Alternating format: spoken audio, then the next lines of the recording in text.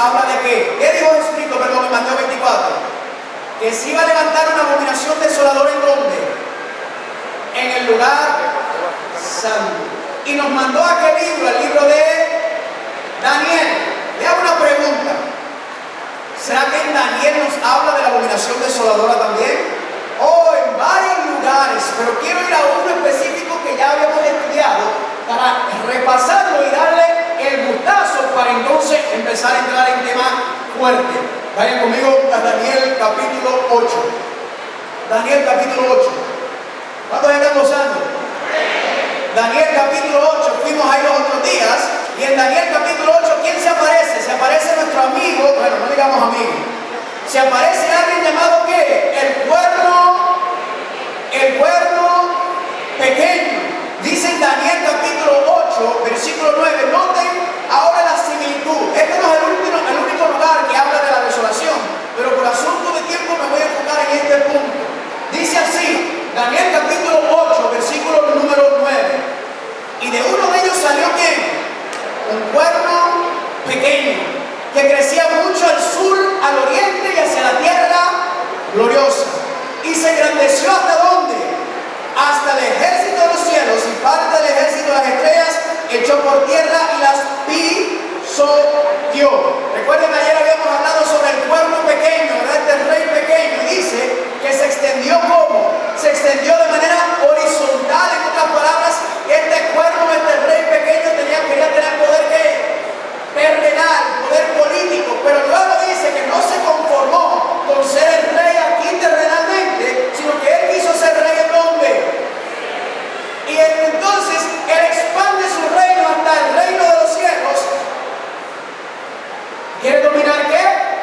En la tierra y en el cielo, políticamente y religiosamente. Quiere jugar en ambos parques, pero sigue diciendo en Daniel capítulo 8, versículo número 11, aún se engrandeció contra el príncipe de los ejércitos. ¿Quién es el príncipe de los ejércitos? Cristo. Y por él fue quitado ¿qué cosa? ¿Qué fue quitado por el cuerno pequeño? El continuo sacrificio, y el lugar de su santuario fue echado ¿por dónde? Noten que el cuerno pequeño ¿qué hizo? Estaba pisoteando ¿qué cosa? El continuo. Pregunta, ¿en dónde era que se llevaba a cabo los servicios continuos o diarios? Entre el patio y el lugar santo. Este cuerno pequeño entonces, noten que ¿qué está haciendo? Está entrando dentro del santuario. ¿Y qué está haciendo? Está pisoteando el plan de salvación, está deshaciendo las obras de Cristo por medio del continuo. ¿Están conmigo o no están conmigo? Ahora, ya ayer habíamos identificado este poder llamado el cuerno pequeño, cuando habíamos hablado que representa ¿a quién? A el papado. Ahora, hacemos un paréntesis. Amigo o amiga que nos visitas en esta noche, no quiero que te dé un infarto. Escúchame bien, ya esto lo hemos hablado ayer, lo llevamos estudiando hace años.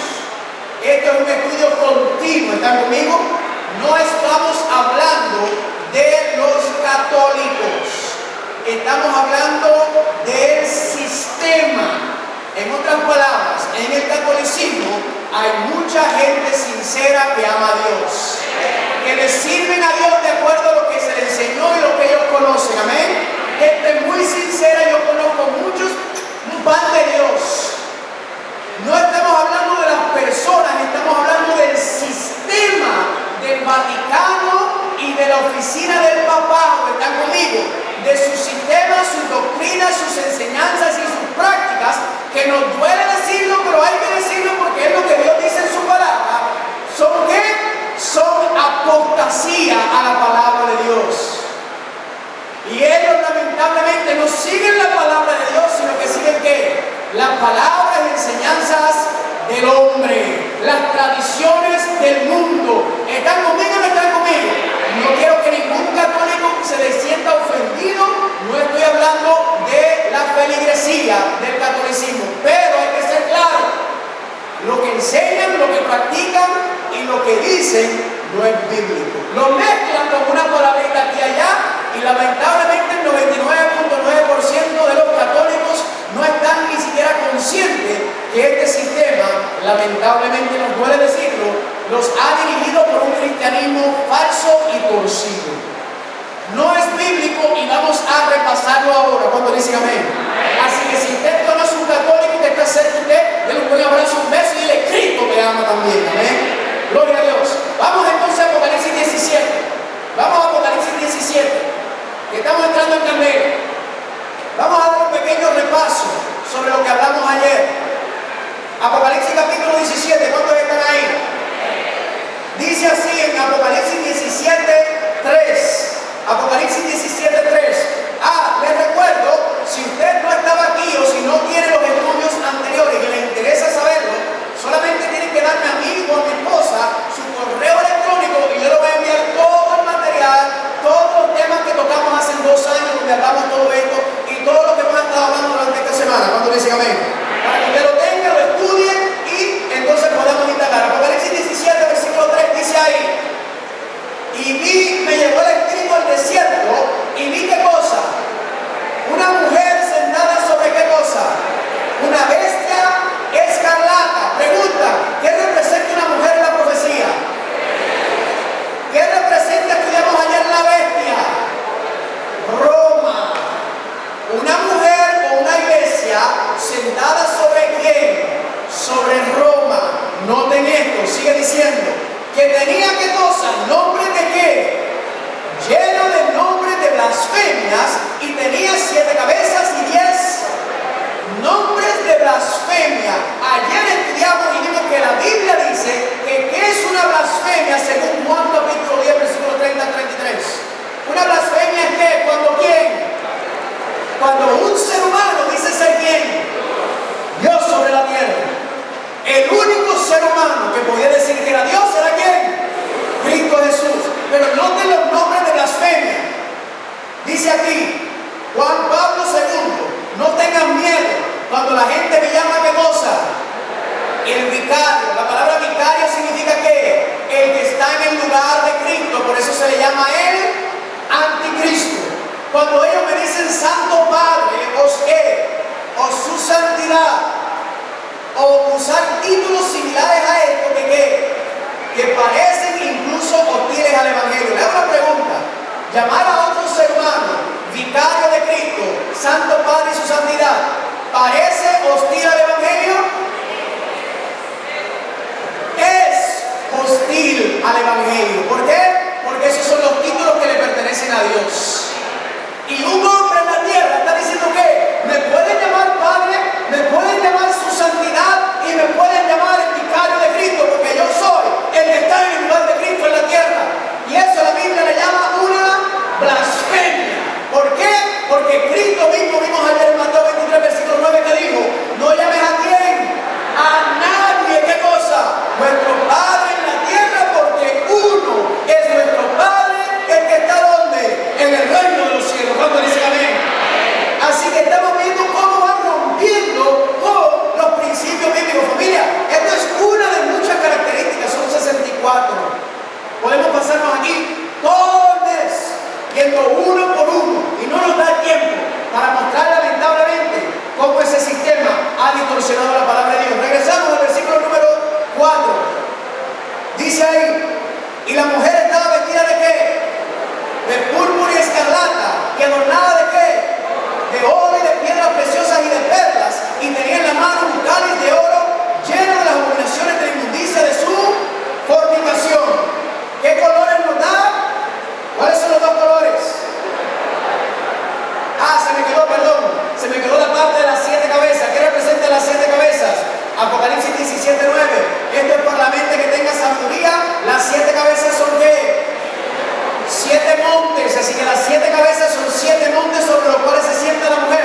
Noten lo que dice la Enciclopedia Católica, página 529. Es dentro de la ciudad de Roma, llamada ¿qué? La ciudad de los 7 montes, donde el área completo del Estado del Vaticano se encuentra confinado. Eso no lo dije yo, eso viene de fuentes católicas. Ellos mismos confirman que Roma está sobre 7 montes, lo mismo que dice la profecía. ¿Está claro o no está claro? Esto no es un asunto de señalar por señalar. Esto es un asunto de que esto es lo que dice la palabra de Dios cuando dice amén. Y noten entonces que dice cuáles son los colores: el rojo y el morado. Los colores oficiales de quién? Del papado. Que tiene oro, un cáliz de oro, piedras preciosas, las riquezas incalculables. Y dice que levanta ¿qué? Que levanta una copa de oro con sus abominaciones. Le hago una pregunta: ¿hay algún otro sistema en el mundo, escúcheme bien, que levanta una copa de oro como lo hace el Vaticano? ¿Algún otro sistema? Familia, toda la profecía señala hacia el mismo lugar. ¿Está conmigo? Pero, ¿qué decía? ¿Qué hay en la copa, familia? Vamos a leerlo. ¿Qué hay en la copa? Versículo número 4. ¿Qué hay? Y un cáliz de oro lleno de ¿qué? ¿De la qué? De las abominaciones y de la inmundicia de su fornicación. Le hago una pregunta. ¿No dijo Cristo que cuando fuese ¿qué? Cuando viniera la abominación desoladora? Así que aquí aparece, familia, la copa de Babilonia, llena de ¿qué? De las abominaciones. Y dice Apocalipsis que esas abominaciones tienen al mundo como embriagado. Ahora, vamos a dejar que la Biblia nos hable de las abominaciones, relacionándonos a Mateo 24, porque recuerden que ese es el enfoque. Cristo dijo: cuando vean que se levanta la abominación desoladora. Ya pasaron las primeras dos. La primera fue Babilonia, la segunda fue el Imperio Romano. Pero dice que va a haber otra abominación. Ahora, noten que no puede ser en el santuario terrenal, porque el santuario terrenal, ¿qué pasa? No existe. Así que, ¿qué santuario ustedes creen que Babilonia va a querer tratar de contaminar? El santuario celestial. Va a querer levantarse aquí en la tierra y levantarse e imponer sus abominaciones por encima del plan de salvación. Y esa es la señal de hacer ¿qué? Aquí ha llegado el comienzo del fin. Y vamos a ver más adelante que el mismo nombre se le da a la marca de la bestia. ¿Están conmigo o no están conmigo? Estamos tirando el cemento para luego entonces seguir en la semana construyendo hasta llegar al final. Ahora, ¿cómo vamos a saber cuáles son esas abominaciones? ¿Cómo lo vamos a encontrar? Pues fácil. Yo no tengo que venir aquí a inventarme nada de esto, porque este asunto no se trata de lo que yo creo, lo que a mí me gusta, lo que a mí me enseñaron. Aquí se trata de ¿qué? De la palabra de Dios. Noten que hay 2 capítulos en la Biblia que son extremadamente interesantes, que tienen que ver con ¿qué cosa? Con grandes abominaciones ocurriendo en el santuario. Hay 2 capítulos en la Biblia. El primero nos habla de las abominaciones que traen a la casa de Dios, y el próximo capítulo nos habla de que Dios ve las abominaciones y dice: ponle un sello a mi pueblo y sella a mi pueblo, y los que no tengan el sello acaba con todos ellos. Es lo mismo que está pasando en Apocalipsis. ¿Cuáles son esos 2 capítulos? Ezequiel capítulo 8 y 9. Vayan conmigo, por favor. Ezequiel capítulo 8 y 9. Estamos tirando la camita para luego entonces revelar. Ezequiel capítulo 8 y 9. Quiero que vayan conmigo, por favor. Ezequiel capítulo 8 y 9. ¿Cuántos están ahí? Vamos a empezar. Recuerden que en dónde se están llevando a cabo las abominaciones. ¿En dónde? Dentro del santuario. Pero no es el santuario literal. Recuerden, lo que vamos a leer es que es una representación de lo que se está haciendo dentro de la iglesia cristiana, dentro de la casa de Dios en la tierra. Que ahora la casa de Dios, ¿cuál es? La iglesia. ¿Están conmigo o no están conmigo? Ezequiel capítulo 8, noten lo que dice en el versículo número 2. Miré y aquí una figura que parecía de hombre, desde sus lomos para abajo, fuego, y desde sus lomos para arriba parecía resplandor, el aspecto de bronce refulgente, y aquella figura extendió las manos y me tomó por la quejera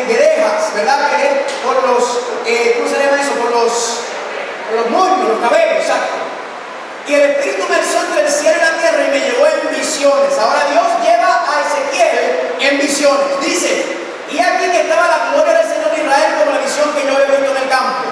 Y me dijo, hijo de hombre, alza ahora tus ojos hacia el lado del norte. Y alcé mis ojos hacia el norte. Y aquí que al norte, junto a la puerta ¿de qué? Del altar. ¿Qué vio? Aquella imagen de celo en la entrada. Me dijo entonces Dios, hijo de hombre, ¿no ves lo que estos grandes, lo que hacen las grandes abominaciones que la casa de Israel hace aquí para alejarme de mi santuario? Pero vuélvete aún y verás qué cosa. Abominaciones. Así que la primera abominación es mala, pero ¿qué pasa con las próximas?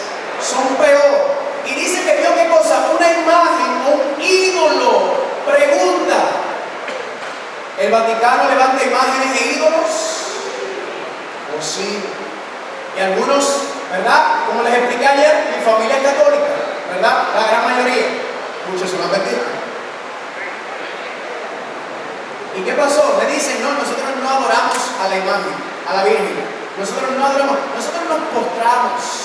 Cuando usted lee el segundo mandamiento, en Éxodo capítulo 20, dice, no te postrarás, ni te inclinarás ante ningún ídolo, ni ninguna imagen. Ahí ni menciona la palabra adoración, aunque implica adoración. Así que el hecho de que usted se inclina o se postra ante cualquier cosa que no sea Dios es idolatría. No lo digo yo, lo dice el segundo mandamiento, lo dice la palabra de Dios. ¿Cuántos están conmigo? ¿Cuántos dicen amén? Incluso mira lo que dice Apocalipsis, que está hablando justo el tiempo final.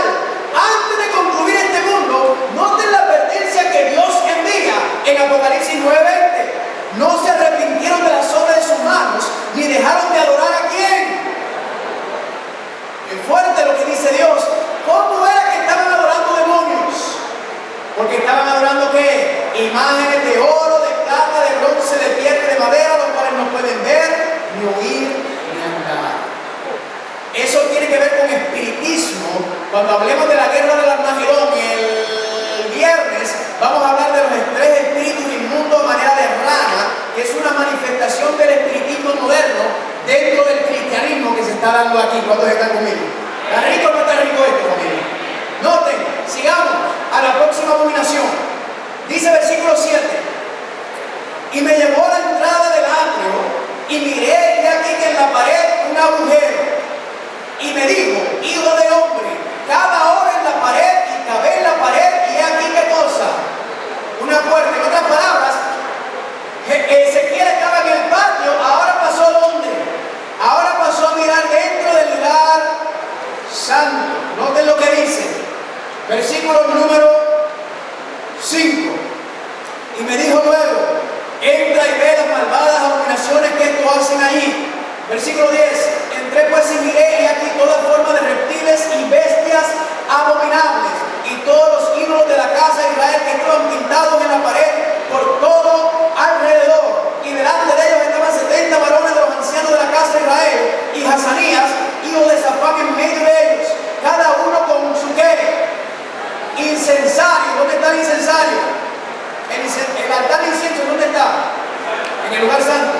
Y subía una nube espesa de incienso. Me dijo, hijo de hombre, ¿has visto las cosas que los ancianos de la casa de Israel hacen en tinieblas, cada uno en sus cámaras pintadas de imágenes? Versículo 13. Me dijo después, vuélvete aún y verás abominaciones mayores que estos.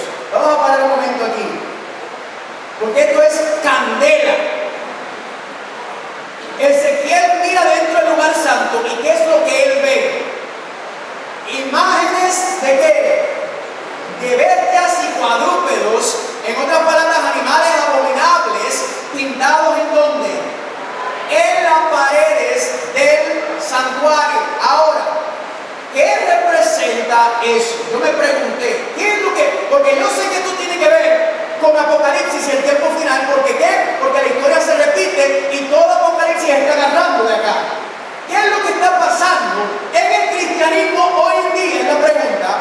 Que nosotros no estamos literalmente pintando animales abominables dentro del santuario, sino que de una manera simbólica estamos nosotros practicando esta abominación. no he encontrado una respuesta contundente. ¿Qué, Señor? ¿Cuál es el mensaje que me estás tratando de dar? Hasta que hay veces, familia, que usted va a leer la Biblia y hay cosas que van a ser complejas. No cunde el pánico. Tranquilo. Usted deja la oración que el Señor te lo va a mostrar después. Amén. Hay cosas que aún no entendemos, el Señor nos lo va revelando poco a poco. Usted déjese llevar y siga firme estudiando su Biblia. Ahora, yo seguí estudiando y adivinen qué. Encontré la respuesta de la representación de los animales abominables pintados dentro del lugar santo, en el santuario, y la manifestación hoy en día en el cristianismo. ¿Sabe dónde lo encontré? Romanos capítulo 1. Vayan conmigo. Mira cómo se mueve, mira cómo se mueve. ¿Les gusta el chisme? Romanos capítulo 1. No voy a usar la palabra chisme porque el chisme es del diablo. Romanos capítulo 8, versículo 1. ¿Cuántos están ahí? Vamos a encontrar el cumplimiento profético de esa segunda abominación. ¿Están ahí o no están ahí? Romanos capítulo 1. Vamos a empezar en el versículo 20. Oye, esto es candela. Dice: porque las cosas invisibles de Él, de Dios, su eterno poder y deidad, se hacen claramente visibles desde la creación del mundo, siendo entendido por medio de las cosas hechas, de modo que no tienen que. Pablo está diciendo que Dios ha mostrado suficiente evidencia en la creación para que podamos creer en Él. Amén. Solamente mira el universo vasto, mira el ecosistema, mira todo lo que viene, mira cuántas cosas lindas, y todo Dios nos ha mostrado suficiente evidencia. Pero ¿qué hace el ser humano? Sigue diciendo, versículo número 21. Pues habiendo conocido a Dios, no le glorificaron como a Dios, ni le dieron gracias, sino que se envanecieron en su razonamiento y en su necio corazón fue que entenebrecido. En otras palabras, el ser humano no quiso reconocer a Dios como el creador. El ser humano no quiso darle lugar a Dios como el creador de los cielos y la tierra. No quiso, quiere entenebrecerse, quiere esconder una verdad tan obvia y tan clara. 22. Profesando ser sabios, hicieron que se quieren hacer más inteligentes que Dios y cambiaron la gloria del Dios incorruptible en semejanza de imagen de hombre corruptible. ¿De qué? De aves, cuadrúpedos y reptiles. ¿Qué? Allá en Ezequiel 8 dice que estaban pintando ¿qué? Aves, cuadrúpedos y reptiles, animales inmundos dentro del santuario. Y dice Pablo que en vez de darle la gloria a Dios como creador, ¿qué están haciendo? Están dándole más lugar a los animales abominables y a los aborrecibles. Y noten cómo sigue diciendo en el versículo 24. Por lo cual también Dios los entregó a la inmundicia de la concupiscencia de su corazón, de modo que deshonraron entre sí sus propios cuerpos. Noten que no tener a Dios como el creador del cielo y la tierra de la humanidad lleva al ser humano hasta la vergüenza sexual, hasta deshonrar su propio cuerpo. Y noten aquí, versículo número 25, aquí está la clave. Ya que cambiaron la verdad de Dios por la mentira, ¿la verdad cuál verdad? Que Dios es el creador. Cambiaron la verdad de Dios por la mentira, honrando y dando culto, o en otras palabras, adorando ¿a quién? A las criaturas antes que al creador, el cual es bendito por los siglos de los siglos. En vez del ser humano darle la gloria a Dios por ser el creador, ¿qué está pasando? Dice Pablo, están honrando ¿a quién? A animales y a animales abominables, que le están dando el crédito a un animal por encima de Dios como el creador. Pregunta, ¿hoy en día hay alguna teoría que le da más crédito a los animales por la creación que a Dios? ¿Cómo se llama esa teoría? La teoría de la evolución. Esto no es nada nuevo, familia. Esto estaba pasando allá, pasó en el tiempo de Pablo y está pasando hoy. El ser humano no quiere darle gloria a Dios, quiere honrar ¿a qué? A los animales por encima de Dios. Que primero vino un moco cósmico, que después se convirtió en un pez, que luego después se convirtió en un lagarto, que luego el lagarto se convirtió en un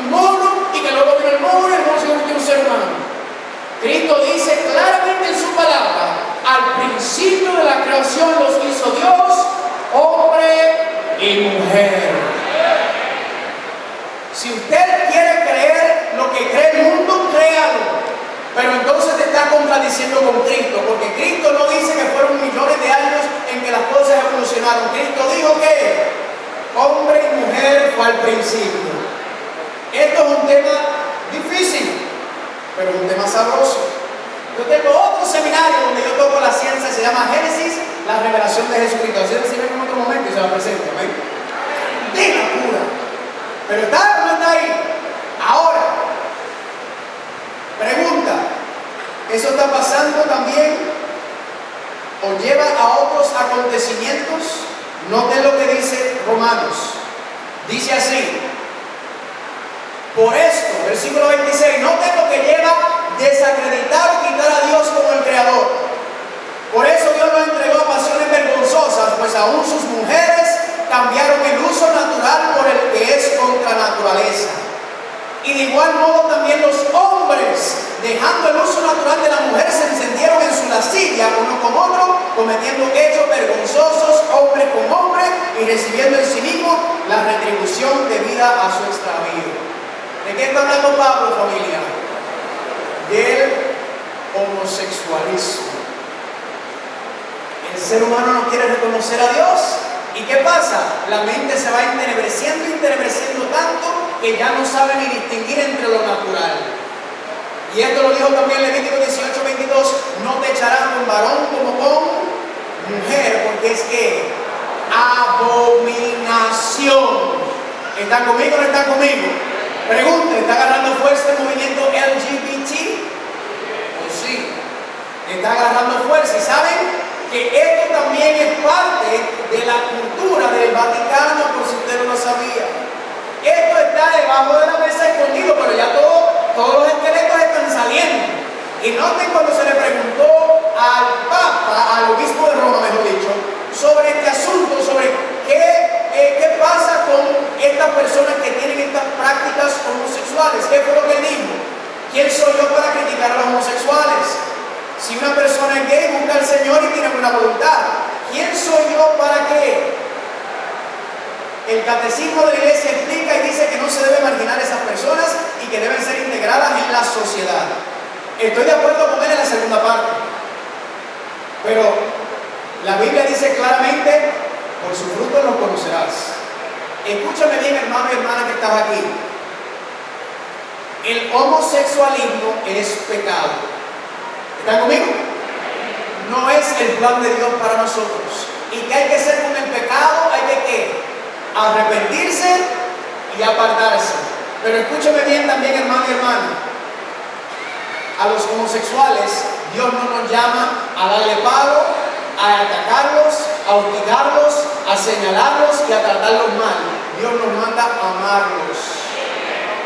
Porque nuestro trabajo, familia, es mostrarles quién es Cristo.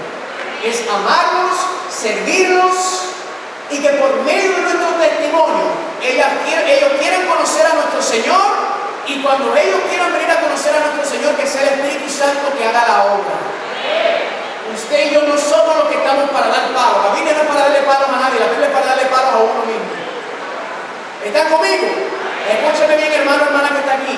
Si usted odia a una persona que practica el homosexualismo, un gay, con ese odio que tienes en tu corazón no va para el reino de los cielos.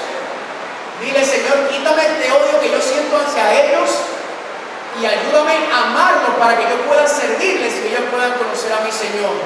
Sin bajar nuestros principios divinos de que ese estilo de vida no es de Dios. ¿Cuántos dicen amén? ¿Cuántos dicen amén? Eso como que no le gustó mucho. Es la única manera. Cristo no lo hubiera estado dando palo, Cristo lo hubiera servido y después le dice: ahora sígueme, que quiero mostrar lo que quiero hacer contigo. ¿Cuántos dicen amén? Y el Espíritu Santo hace el milagro. ¿Cuántos dicen gloria a Dios? ¿Pueden o no pueden? Ellos vienen a los pies del Señor.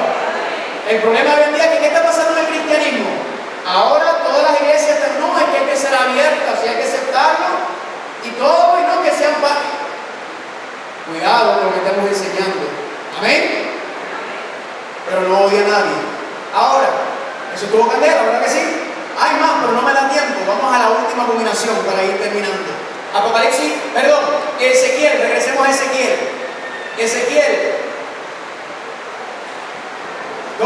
información se la voy a enviar en las notas para que lo estudie y lo vea después. Ezequiel capítulo 8, vamos a la última abominación. ¿Cuánto me quedan? Ya, me quedan unos minutos proféticos. Ezequiel capítulo 8. Noten aquí lo que dice. ¿Listos? Dice en el versículo 15. Vamos a dejar la tercera por asunto de tiempo. Vamos a la cuarta. La cuarta es la última abominación. Dice así. Luego me dijo, no ves hijo de hombre, vuélvete aún y verás abominaciones que mayores que esta. Ahora, esta es la última y peor de todas las abominaciones que se están cometiendo dentro de la casa de Dios. La idolatría, la enseñanza de la evolución y el cristianismo, el aceptar el estilo de vida homosexual y el cristianismo, todo eso se está convirtiendo en una abominación que está contaminando la casa de Dios. Pero queda una, la última y la peor de todas.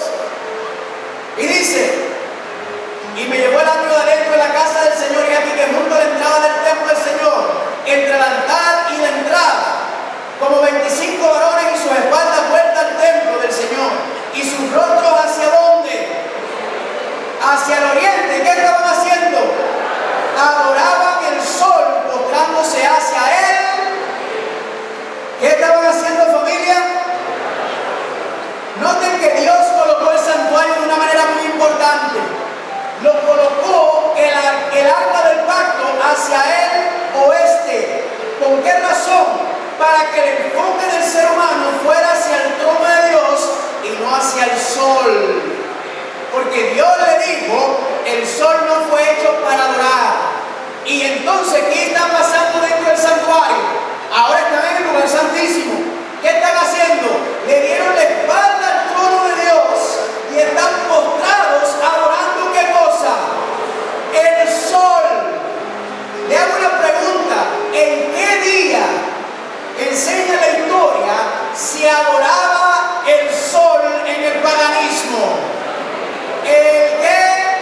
El domingo, o lo que le llaman Sunday. El primer día de la semana estaba apartado para la adoración del sol, y Dios le dijo claramente en su palabra, no adoren nada ni nadie, no adoren los astros, no adoren nada de eso. El Señor estableció las cosas con un propósito porque sabía que se iba a inclinar a adorar el sol. Ahora le hago una pregunta. ¿Aparece la adoración del sol dentro del Vaticano? No, sí. ¿Usted pensaba que todas esas cositas eran simplemente luz de la gloria de Dios? No, familia. Todo eso es la adoración del sol dentro del catolicismo, la señal de los jesuitas. Esta es la plaza de la Basílica San Pedro, frente a la oficina del Papa, donde en el Imperio Romano, ¿qué se hacía? Se adoraba el sol. Y seguimos mirando y todo está directamente relacionado a la adoración del sol. ¿Están conmigo o no están conmigo? Y la pregunta es ¿por qué? ¿Por qué se ven las imágenes del sol tan contundentemente dentro del Vaticano y de sus prácticas y enseñanzas y doctrinas? Todo empezó con un señor llamado ¿quién? Constantino. Constantino fue el primer emperador romano. ¿Qué hizo? El cristianismo era prohibido, era ilegal, eran atacados y perseguidos, y Constantino piensa que Dios le había dado en visión la victoria para ser emperador. ¿Y qué dijo? Ya el cristianismo no es ilegal, ahora el cristianismo es la religión oficial del Imperio Romano, y él fue el primero que une al Estado con la iglesia, y Constantino pasó la primera ley dominical emitido el 7 de marzo del año 321, que dice que todos los jueces y todos los habitantes de la ciudad y todos los mercaderes y artesanos que hagan descansen en el venerable día del sol. Y ahí es la primera vez que en el Imperio Romano se levanta una ley dominical. Pero ¿qué ocurrió, familia? Constantino pasó y nos enseña la profecía que se levantó ¿quién? Se levantó el Vaticano. ¿Y qué pasó? Que todas esas prácticas paganas del Imperio Romano, ¿qué pasó? Se adoptaron al cristianismo. Y esa práctica del domingo, que era una tradición pagana, pasó a ser ¿qué? Una práctica cristiana. Y noten cómo lo dice este historiador, Arthur Stanley. para el domingo es en gran medida debido a la unión de los paganos y el sentimiento cristiano, con que el primer día de la semana fue recomendado por Constantino y sus súbditos, paganos y cristianos por igual, como el día venerable del sol. Y así fue como esta tradición pagana entró al cristianismo, y luego entonces vimos que toma vida ¿dónde? Dentro del Vaticano. Dentro de ellos entonces, ¿qué hacen? Ponen a un lado qué día. La primera dominación pregunta, ¿estaban profanando el sábado? La segunda dominación pregunta, ¿estaban profanando el sábado con Cristo? Y la tercera dominación pregunta, ¿será que también tendrá que ver con la profanación del día del Señor? Noten, este es el libro Dies Domini de Juan Pablo II, la santificación del sábado. No, noten, la santificación del domingo. Y dice Juan Pablo II, una aguda intuición pastoral sugirió a la iglesia cristianizar para el domingo el contenido del día del sol, el que era el nombre romano para el día en que se conservan algunas lenguas modernas. Esto fue con el fin de llamar a los fieles fuera de la selección de los cultos que adoraban el sol para dirigir las